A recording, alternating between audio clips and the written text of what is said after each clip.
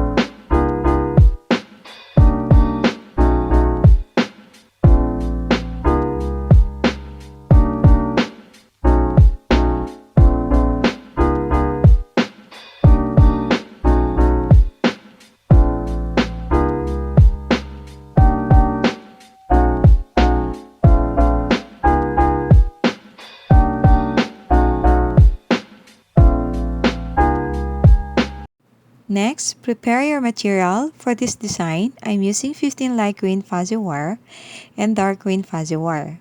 But you can choose whatever color you like. Cut each wire in half. Then use a round object like a pen, pencil, or anything similar to shape the wire into curls. Once done, slightly pull each curly to give a curly appearance.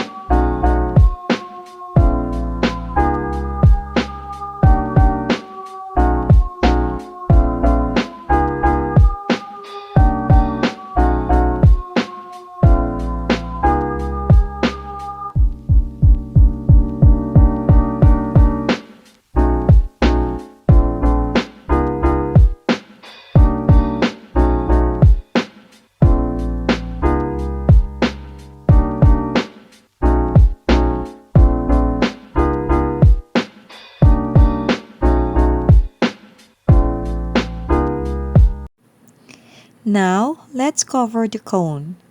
Wrap the entire cone with the dark fuzzy green wire so the carton isn't visible. After that, attach the curly fuzzy wire one by one. You can start whatever you prefer, but I like to begin at the top so I can see how it's shaping up. Add the wire layer by layer until the tree looks full and fluffy.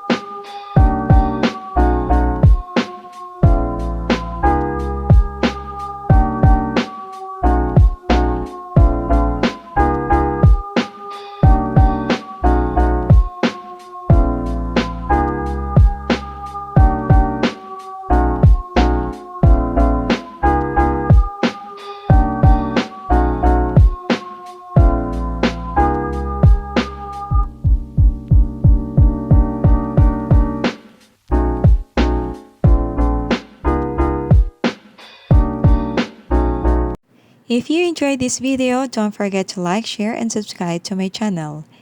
If you're new, click the bell icon to get notified about my upcoming videos. Thank you for watching and see you next time. God bless.